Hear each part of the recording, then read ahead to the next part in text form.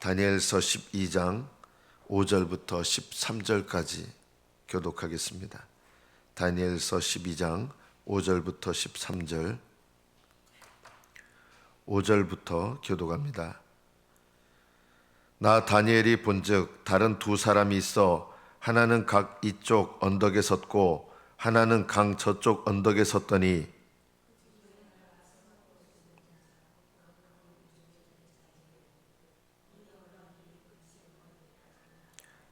내가 들은즉 그 세마포 옷을 입고 강물 위쪽에 있는 자가 자기의 좌우 손을 들어 하늘을 향하여 영원히 살아계시는 이를 가리켜 맹세하여 이르되 반드시 한때 두때 반때를 지나서 성도의 권세가 다 깨지기까지이니 그렇게 되면 이 모든 일이 다 끝나리라 하더라.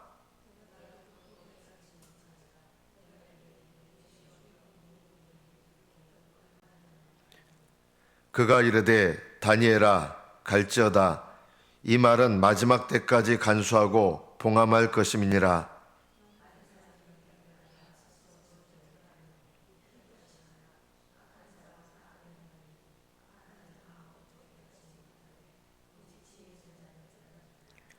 매일 드리는 제사를 폐하며 멸망하게 할 가증한 것을 세울 때부터 1290일을 지낼 것이요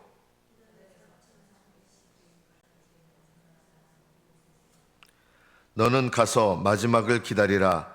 이는 내가 평안히 쉬다가 끝날에는 내 몫을 누릴 것임이라. 여기까지 받들어 읽겠습니다.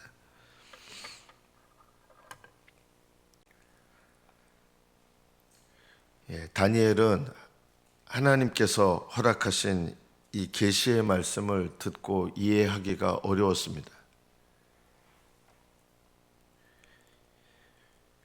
왜냐하면 이 계시의 말씀의 목적이 뭐냐면 하나님의 백성을 구원하시는 하나님의 역사거든요. 하나님 나라를 이루어 가시는 하나님의 뜻을 계시하신 것인데 왜 다니엘이 이해하기가 어려웠냐면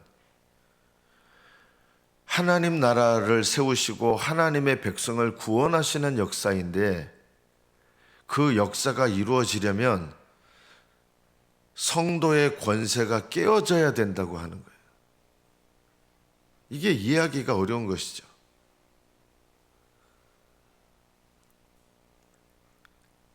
아무리 봐도 이거는 너무 놀라운 일인 거예요. 성도를 구원하시는 역사인데 왜 성도의 권세가 깨어져야 되고 그리고 이 기간이 어떻게 됩니까? 마지막 때에 적그리스도가 일어나서 하나님의 백성들을 깨뜨리게 됩니다. 한때, 두때, 반때, 3년 반입니다. 3년 반을 지나서 성도의 권세가 다 깨져야 성도가 구원받는다는 거예요. 이게 좀 이해가 안 되잖아요. 그래서 내가 듣고도 깨닫지 못한지라 그래서 다시 묻습니다. 내 주여 이 모든 일의 결국이 어떠하겠나이까? 그러자 그가 이르되 다니엘에게 이렇게 말씀합니다. 갈지어다. 대답 안 해주십니다. 이해하려고 하지 마라. 그리고 네가 그것을 세세하게 다 이해할 것이 허락되지 않았다는 뜻입니다. 갈지어다. 너에게 계시된 것을 받아들이는 것으로 충분하다. 이해가 안 돼도 이것이 하나님께서 이루어 가시는 구원의 역사인데 어떻게 이런 일이 이루어지는지 이해가 되지 않지만 그러나 그것을 하나님께서 일일이 다니엘에게 다 설명하지 않으십니다. 이 말은 마지막 때까지 간수하고 봉함할 것임이니라. 다니엘에게 주신 이 말씀은 끝날 때까지 이것은 기억되어야 될 말씀이라는 거예요. 그리고 이런 말씀을 주십니다. 이 기간 동안 많은 사람이 연단을 받게 된다는 것입니다.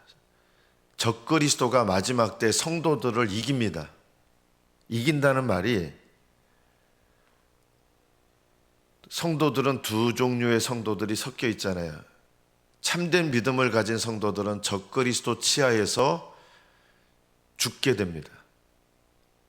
이런 것을 이긴다고 표현하는 거예요. 또 하나 이긴다는 표현이 뭐가 있냐면 참되지 못한 믿음 또는 젖먹이 믿음, 아이벤자의 믿음을 갖고 있는 자들은 믿음을 저버리고 배교하게 될 것입니다. 그래서 마지막 때가 된다는, 마지막 때가 정말 가까웠다는 가장 중요한 증거가 뭐냐면 한때, 두때, 반때를 지나서 교회가 배교하는 것이 마지막 때가 가까웠다는 가장 중요한 증거가 됩니다. 데살로니가 후서 2장 3절에서도 사도 바울은 마지막 때에 대해서 이렇게 계시합니다. 계시를 전합니다. 누가 어떻게 하여도 너희가 미혹되지 마라. 먼저 배교하는 일이 있고 저 불법의 사람 곧 멸망의 아들이 나타나기 전에는 그 날이 이르지 아니하리니. 두 가지예요. 배교하는 일이 먼저 있습니다. 여기 배교라는 말은 믿는 사람들은 끝까지 믿음을 지키고 순교를 당하는데 왜 배교라고 하느냐? 거의 대다수의 교인들이 배교를 하기 때문에 전체적으로 보면 배교하는 일이 있게 됩니다. 그 중에 소수의 참된 믿음을 가진 사람들은 끝까지 믿음을 지키고 순교를 당하게 될 것이고 대다수의 그리스도인들은 배교를 하게 될 것입니다. 이것이 마지막 때가 온다는 가장 중요한 첫 번째 증거입니다. 사도 바울 시대에도 많은 성도들이 배교를 했습니다. 그러나 초대 교회는 좀 다릅니다. 초대 교회는 배교하는 것보다 끝까지 믿음을 지키고 순교하고 끝까지 고난을 당하는 그리스도인들이 더 많았습니다. 그래서 초대 교회는 배교의 시대가 아닙니다. 그러나 마지막 때의 교회는 어떻게 되느냐? 배교하게 됩니다. 더 많은 그리스도인들이 믿음을 그나마 외적으로 가지고 있던 믿음조차도 거부해버리고 신앙을 저버리게 될 것입니다. 그래서 미혹되지 마라. 먼저 배교하는 일이 있고 적그리스도 치하에서 배교하는 일이 먼저 있습니다. 이것이 주님의 때, 마지막 때 중에 마지막 때가 가까웠다는 가장 중요한 증거입니다. 마지막 때 교회는 배교하게 될 것입니다. 그리고 나서 있는 일들, 이게 정말 마지막 때 중에 마지막을 알리는 가장 분명한 신호탄이 되는 것인데 불법의 사람 곧 멸망의 아들이 나타나기 전에는 그날이 이르지 않다 그랬습니다. 데살로니가 전서 2장 3절에서 바울이 이야기한 겁니다. 예수님께서도 마태복음 24장에 보면 그러므로 너희가 선지자 다니엘의 말한 바 멸망에 가증한 것이 거룩한 곳에 선 것을 보거든 읽는 자는 깨달을진저. 예수님이 이렇게 말씀하셨어요. 멸망에 가증한 것, 선지자 다니엘의 말한 바 멸망에 가증한 것은 제가 며칠 전에 말씀드렸던 안티오쿠스 에피파네스가 하나님의 성전에 우상을 세운 것, 이걸 말하는 게 아니에요. 왜냐하면 예수님 때는 이미 안티오쿠스 에피파네스가 그 일을 한 지 100몇십 년이 지난 다음이거든요. 그러니까 안티오쿠스 에피파네스는 적그리스도의 예표지 적그리스도는 아니에요. 그 불법의 사람이 적그리스도가 하나님의 성전에 멸망에 가증한 것, 자기 우상을 세울 때가 오는데 이 일은 또 다른 예표로는 로마의 군인이 쳐들어와서 하나님 성전에 독수리 우상을 그리고 주피터 신을 이렇게 우상을 세웠습니다. 그것도 예표입니다. 왜냐하면 그런 완전한 마지막 때의 적그리스도는 아니기 때문입니다.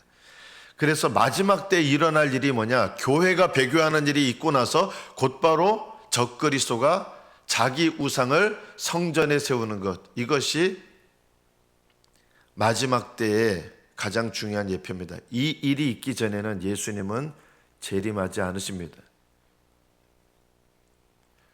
예수님은 1년 후에 재림하실 수 있으십니까? 그런 일 없습니다. 예전에 88년도 뭐 이러면서 1992년도에 뭐 재림하신다고 하면서 사람들이 막 난리를 쳤잖아요. 그 왜 잘못됐습니까? 불법의 사람, 멸망의 사람이 성전에 아직 우상을 세운 일도 없는데, 교회가 완전히 깨어져서 대대적으로 배교하는 일도 없는데 예수님 재림하신다고 한 거예요. 이게 비성경적인 것이죠. 그래서 미혹되지 말라고 사도 바울이 분명히 했잖아요. 너희가 미혹되지 마라. 먼저 배교하는 일이 있고, 그리고 이어서 불법의 사람 멸망의 아들이 나타나서 자기 우상을 하나님 성전에 세우기 전까지는 예수님 재림하시는 일은 일어나지 않습니다. 그런데 이 너무나 당연한 이거를 분명하게 사도 바울이 얘기했는데도 뭐 92년도에 온다, 99년도에 온다, 또 몇 년에 온다, 아무리 몇 년, 이게 정해지지 않았어요. 하나님은 계시하지 않았습니다. 이런 일이 일어나지 않았는데 예수님 다시 오신다면서 올바르지 못한 재림의 준비를 하는 것, 이런 것들은 잘못된 신앙입니다. 오늘 말씀을 우리에게 어떻게 적용을 해야 되겠습니까? 하나님은 여러분에게 진정한 구원의 역사를 여러분의 인생 가운데 이루신다면 여러분에게도 한때, 두때, 반때를 허락하십니다. 이게 무슨 기간이에요? 성도의 권세가 깨어지는 기간이에요. 여러분 인생의 시험과 고난과 환난을 허락하셔서 여러분 스스로 세워진 권세가 깨어져야 구원의 역사가 내게 진정으로 일어납니다. 하나님께서 구원하시는 백성의 특징들이 있습니다. 성도의 권세를 깨뜨리십니다. 여기서 말하는 권세는 믿음을 저버리게 한다는 뜻이 아니라 내 힘으로 서 있는 것들이 다 깨지게 하는 거예요. 한때, 두때, 반때. 예수님께서 공생애를 한때, 두때, 반때를 사셨습니다. 예수님도 정확하게 한 3년 반 정도 공생애를 사셨는데, 그 공생애를 통하여 예수님은 인간으로서 어떻게 보면 수치와, 예수님께서 뺨을 맞으시고 예수님께서 하나님이 내어주셔서 십자가로 내어주셔서 십자가에 달려 돌아가시는 이 일을 통해서 놀랍게도 이 십자가의 수치와 고난을 통하여 주님은 구원의 역사를 이루셨습니다. 여러분의 삶 속에서도 한때, 두때, 반때, 이것이 상징하는 것은 내 힘으로 살아가는 교만, 하나님을 의지하지 않는 교만, 내 경험을 의지하는 교만, 이런 것들이 깨어지도록 시험과 고난과 환난을 허락하셔서 전적으로 하나님을 의지하는 겸손하고 낮아진 상태가 되게 하신다는 것입니다. 저는 지금까지 이렇게 보면 하나님께서 진정으로 구원하시는 백성들의 특징이 있습니다. 어떤 특징이 있을까요? 성도의 권세가 깨어지도록 허락하십니다. 시험과 고난과 환난을 허락하십니다. 예외가 없습니다. 자만심 가진 거 깨지게 하시고요. 내 힘으로 살아가는 거 깨지게 하시고요. 내 능력으로 살아가는 거 깨지게 하시고요.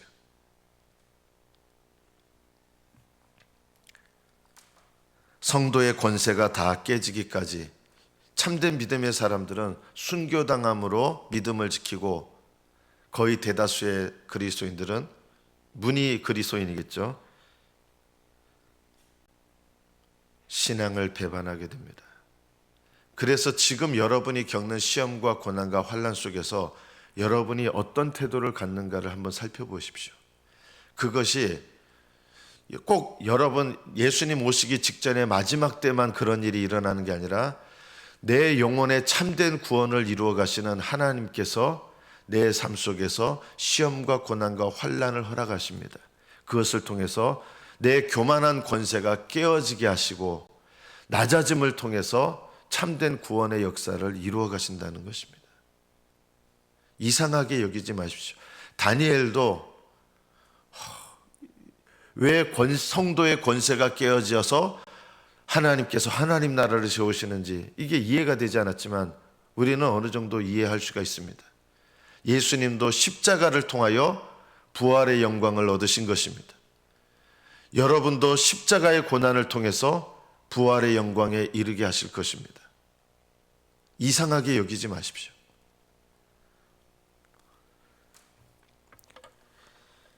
하나님께서 다니엘이 오해하지 않도록 다니엘에게 이렇게 말씀하셨습니다. 갈지어다 이 말은 마지막 때까지 간수하고 봉함할 것이니라. 10절에 보면 많은 사람이 연단을 받아 스스로 정결하게 하며 희게할 것이다.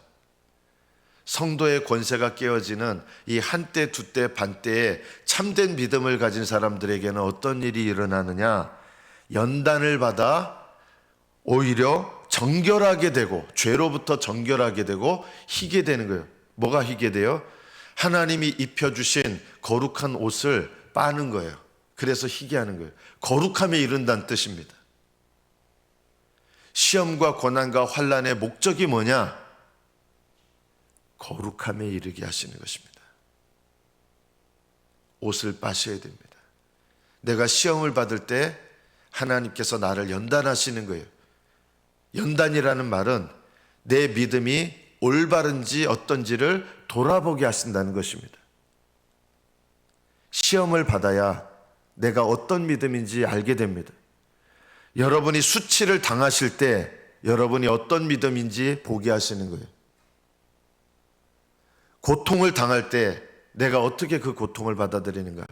내가 시험을 당할 때 내가 그 시험에 대해서 어떻게 시험에 대해서 대처하는가? 때로는 여러분의 삶 속에서 억울한 일을 당하게 하실 겁니다. 억울한 일을 당할 때 여러분이 어떻게 반응하십니까? 내가 왜 이런 일을 당해야 됩니까? 라고 반응합니까? 아니면 그 억울한 일을 통해서 오히려 나를 돌아보게 하십니까? 하나님은 이 악한 권세인 적그리스도가 성도의 권세를 깨뜨리도록 하시는 거예요.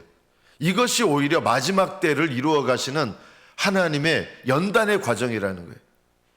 그래서 성도들은요, 억울한 일을 겪게 하셔서 그 억울한 일 속에서 억울하다게 하시는 게 아니라 억울한 일을 통해서 나를 돌아보게 하고 나를 연단하게 하고 스스로 정결하게 하여 희게 하게 하는데 이끄신다는 것입니다.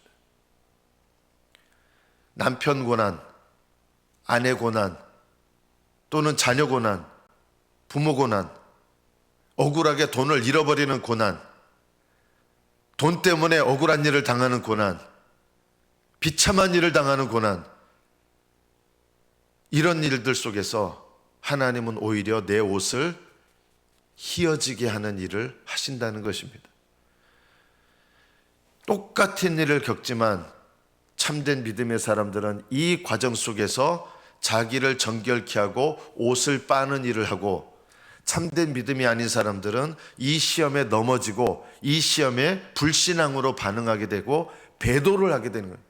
참된 믿음에서 떨어져 버리는 거예요.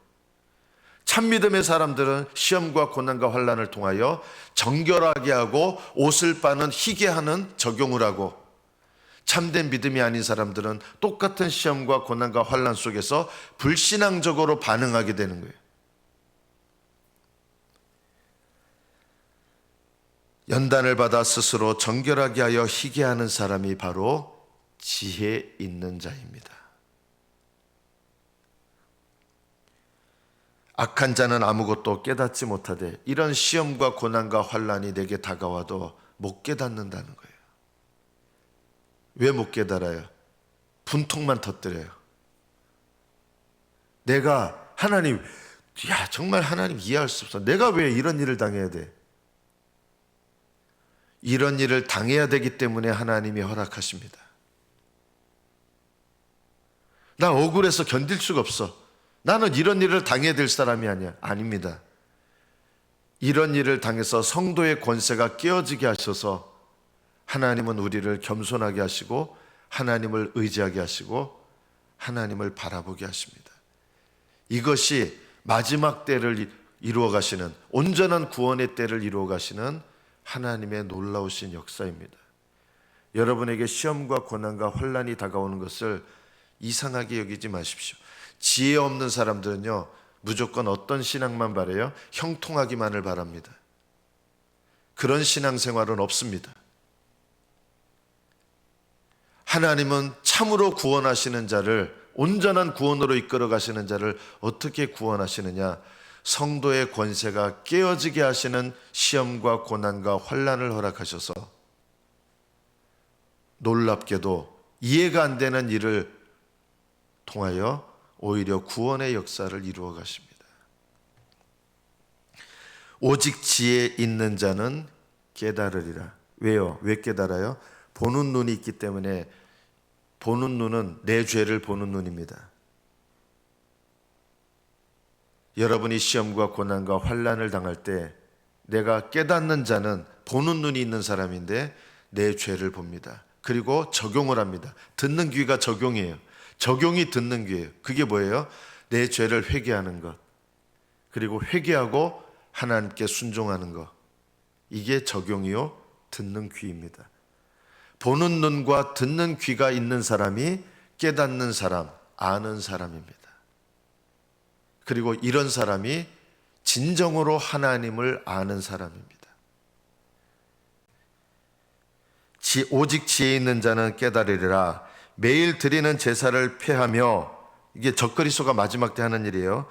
멸망하게 할 가증한 것을 세울 때부터 1290일을 지낼 것이요, 3년 반에다가 한 달을 더합니다. 적그리스도가 우상을 세우기 전에 3년 반 동안은 어떤 일이 일어나냐? 성도의 권세가 깨어집니다. 성도의 권세를 깨뜨리고 난 다음에 우상을 세우고, 또 3년 반을, 우상을 세운 다음부터 3년 반이 지나서 하나님께서 진노하시고 심판하시는 기간이 되고, 거기에 한 달을 더해서 주님께서 재림하시고 땅을 정결케 하시는 일이 시작되게 되는 것입니다.